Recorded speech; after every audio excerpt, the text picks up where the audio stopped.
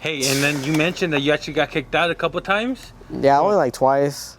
Hey, were the security guards nice or were they a-holes? One of them was an a-hole, the other one was pretty nice.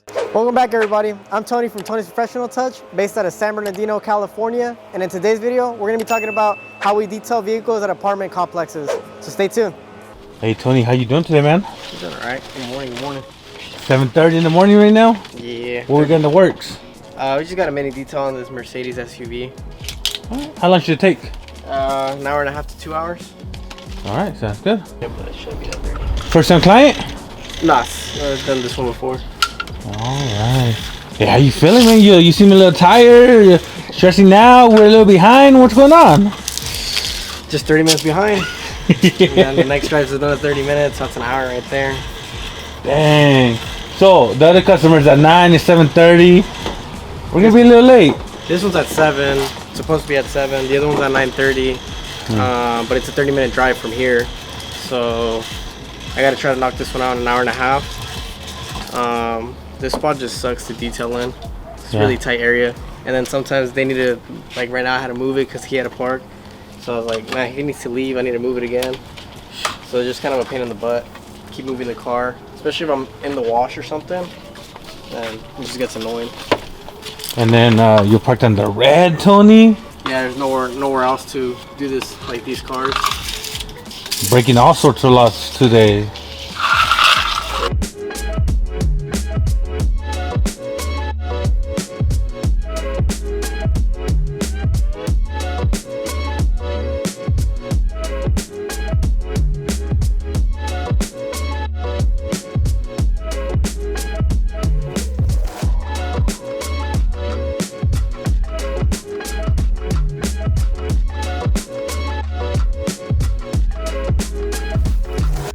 Hey Tony, so you're detailing at an apartment. Yes, sir.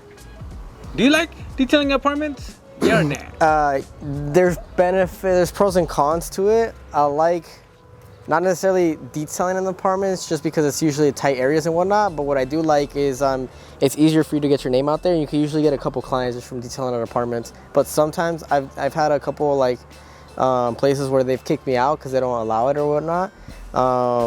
But it's like the cons would be sometimes you got to detail vehicles in a tight area. Sometimes you got to move them around. Sometimes people need to like park their vehicle or whatnot. You're in the way. So sometimes it takes a little bit longer to detail the vehicles at apartments. But the good thing is when people are passing by, they get your info or they like want to get a quote or whatnot, and you're already here. And it's a lot more traffic going on in the apartment places. When somebody kicks you out, security guard. Is that kind of on you? Is that on the customer? And what happens to the detail? It's on, I'd say, both of us. Because I usually ask them, like I ask the client, like just make sure it's okay with your apartment complex and whatnot. But like sometimes I guess they don't want to ask her, or they thought it was fine or whatnot. And so if we get kicked out, we just try to find a nearest location, public area where we can park the vehicle and get the job done. So we'll like usually like right here around this area, there's houses around this apartment. So we'll try to go like on one of the streets of the houses and just do it at a random street and then just knock out the car there. Hey, have you ever went to an apartment and you ran out of water or electricity? What do you do in that situation? I think I was like close to running out of water. So I had to try to park on like a little hill to get the most of my water that I can use. And then I focus more on the wheels first because they're like the dirtiest part of the vehicle. And then I would try to give the paint as much of a rinse as I could.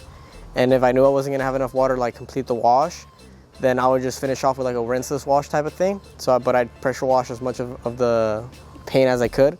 Electricity wise, we have a generator, and I don't think I've ever had a time where I like ran out of gas, but if I did, I try to look up the closest gas station and just go real quick. But with water, it's a little more complicated because usually we're not as nearby with the water. But yeah. You got your luck today using the apartment's electricity? Yeah. Nah, on your dime, Tony, that's what's up. So what is she asking for? Like if it was okay for me to get paid after I knock out her car once I go to her place. Oh, so after the detail. Well, you always get paid after the detail, no? Or before? No, after, but it's her mother-in-law's car. Yeah. And at a different location. So she just wanted to make sure it's okay that she's gonna pay for it and I don't like trip out on not getting paid right after being at that location. So gotcha. as soon as I go over there and knock out those other 2, then I'll get paid. Hey, has that ever happened to you? Well, you finished the detail and somebody was dodging you for payment? Nah, it hasn't happened. Nah, you pretty good at it? Yeah, it's been pretty chill. All right, Pretty decent. I've had like instances where they try to like discount me after I'm done, like things like that. Like, oh shit, is that the lowest you can do? Is that the cheapest? Like things like that. When I first started, but yeah, now I don't negotiate or anything. Just like, that's the price, if you don't pay. And like honestly, if I ever had like a situation like that where a client didn't want to pay, I wouldn't even waste my time. I'd just be like, if you don't want to pay, that's cool. I just won't service you ever again. That's it. And anyone related to you or anything, I won't service them either unless they pay for your like whatever, like that ass. I'm like, I'm not gonna mess around with any of that. I'm like, nope, I'm good. Peace. Hey guys, has a customer ever done you dirty? Let me know in the comments down below. Hey Tony, so let's say a new detailer is getting a client in an apartment. What should they look for? Or what should they ask before taking in the job? Well, since you're already probably there at the apartment place, they probably already have their vehicle there. So ask them, what vehicle do you have? Can we go check it out? What type of service are you looking to get done? Usually, they'll want you to look at it first and then have you give them a recommendation and then just a quote based off of what you recommend. But yeah, you basically want to just make sure you check out the vehicle and see the condition it's in, and then you can price them right then and there. What if it's someone who doesn't have a water tank or generator? That's a lot more difficult. Like me personally, when I first started, I didn't have any of that, and I wouldn't be able to service clients in apartments. Either you'd have to offer drop off, or you can do like a rinseless wash. But if it's too dirty, it's not gonna really work out too well for you. And yeah, it's like a lot harder to just do cars. If you're not fully set up to be mobile, it's gonna be really difficult for you to do vehicles at apartment complex, because they don't always have like electricity available. Like this one, I got pretty lucky. There's an outlet right here available, but most of them they don't really have an outlet available, so there's a struggle with that already if you don't have a generator. And then water source, I haven't seen any water source around any apartments usually, so that's really difficult. So yeah, it'd be very difficult if you don't have any of that stuff. Hey, and then you mentioned that you actually got kicked out a couple times? Yeah, only like twice. Hey, were the security guards nice or were they a-holes? One of them was an a-hole, the other one was pretty nice. Yeah. They're usually pretty nice about it. What'd they tell you, like, excuse me, sir? Nah, they'll just be like, hey, you can't be washing cars here. Like, just like that, like straight up. They're not in a sugarcoat or anything. Like, hey man, you can't be doing that here. I'm like, oh, okay. And then do you try finishing the detail or you just right away leave? The first time that it happened to me, it was like while I was washing. It usually happens while I'm washing it, like while it's already foamed up and stuff. So that's like the worst part. The first guy, he was pretty cool about it. He let me finish. Like I asked him, can I at least get it done? He's like, yeah, you just get it done and then move it. And so I got it done. But the other guy, he was a pretty a-hole. He's like, nah, like you're not supposed to be doing that here. He's like, just rinse it off and go, like do it somewhere else. Actually, I got kicked out 3 times. I got kicked out at a dealership as well. At a dealership? Yeah, I was doing a client's car, and I worked there, and the like manager or whatever got pissed and he kicked me out. I was like, all right, because I guess they have their own detail department or whatnot, and they didn't want the client seeing my company like detailing one of their vehicle, like one of the employees' vehicles or whatnot. I don't know.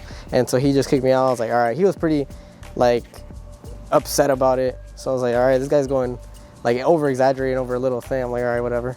Wait, why didn't the employee just use their own detailing services? Because he doesn't like them. It's just cheap stuff.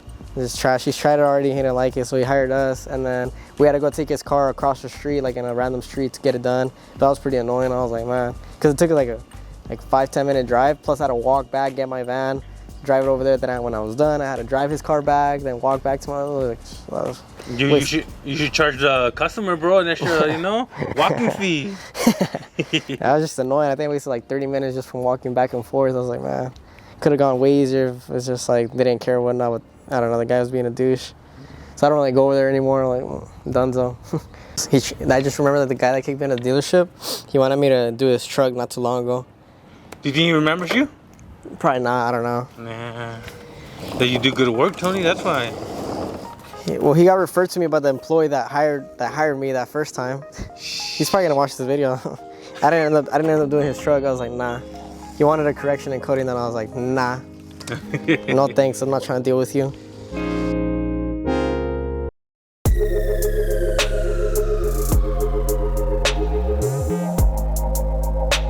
Tony, so this car isn't really that dirty. Is this a maintenance client or first time client? Nah, it's a second time client, but he only hits me up whenever it's ready. Like whenever it gets a little, like the outside was really dirty, because it's been raining and whatnot. So he wanted to get like that cleaned up for the most part. But like on the insides, most of my clients aren't that bad. And he hits you up what, every once a month? It's been like a month since the last time he hit me up. When does a customer stop qualifying for a maintenance job? For your maintenance service? When it's like really, well, like for my maintenance plan, they gotta have their exterior protected. Interior wise, it doesn't really necessarily, like, if it gets too bad, we'll just do as much as we can with the mini interior. But that's about it. Like, we're not gonna promise like full stain removal and things like that. Like, it's just the vacuum and wipe down.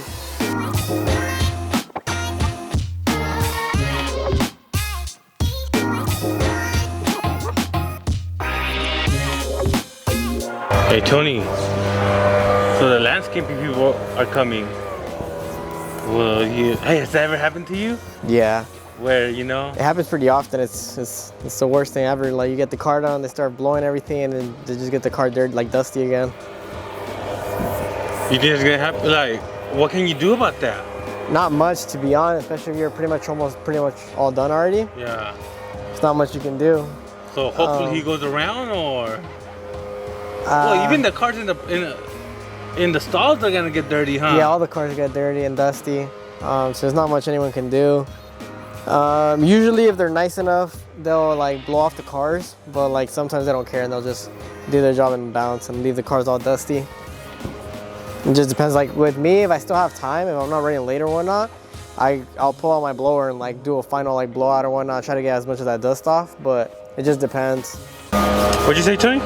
He kind of blew on it a little bit already, but I mean, better than blowing everything. Yeah? Yeah, because it was like... He told you? He asked me if I was washing. I was like, yeah. He's like, I'm going to leave it alone. I'm like, cool. All right, Tony, what's left?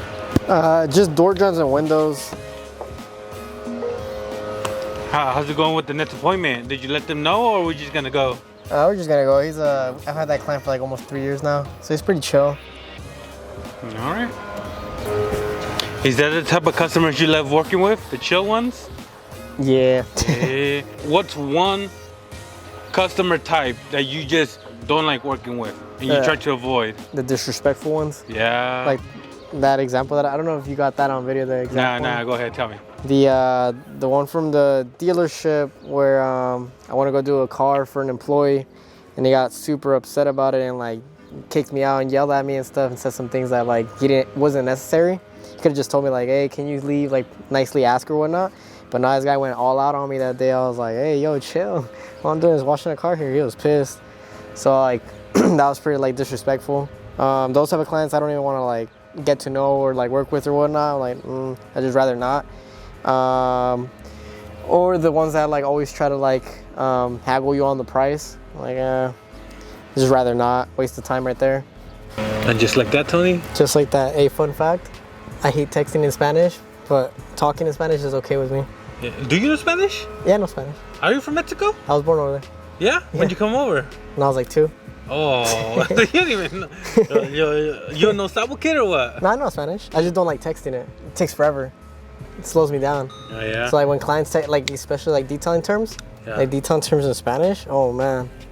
Dang. Oh well, for the people that don't know, somebody just came up to you and said, hey, can we take a picture of your car to get a detail? But Spanish speaker. Yeah. Hey, how do you feel about that? The whole Spanish thing. Do you avoid it? Do you try? Do Google Translate? No, I know Spanish, but like when you know to talk and everything? Yeah. But like to text, I prefer not to text in Spanish. I'll just send them like either a voice message. But what I really struggle with in Spanish is like the detailing terms in Spanish. I don't know a lot of them. Like ceramic coating, polishing. I just say it in English. I mean, like, tenemos esta protección de ceramic coating, and let's say like, I don't know, like cerámica, I don't know. Hey, you try, bro, you try. But like just detailing terms. Other than that, like I'm pretty fluent in Spanish. Those are my first language. So you're over here in San Bernardino. What percentage of your customers are Spanish only? Spanish only? Probably like 5%. Yeah, so very small. Yeah, small. Like a lot of them know like Spanglish or English. Oh, all right. Well, there you guys have it. That's how we detail vehicles at an apartment complex, and a few tips. Let me know in the comments down below how you guys detail vehicles at apartment complexes. And remember, if you guys like this type of content, please make sure to like and subscribe. And I'll see you guys in the next one. Thanks for watching.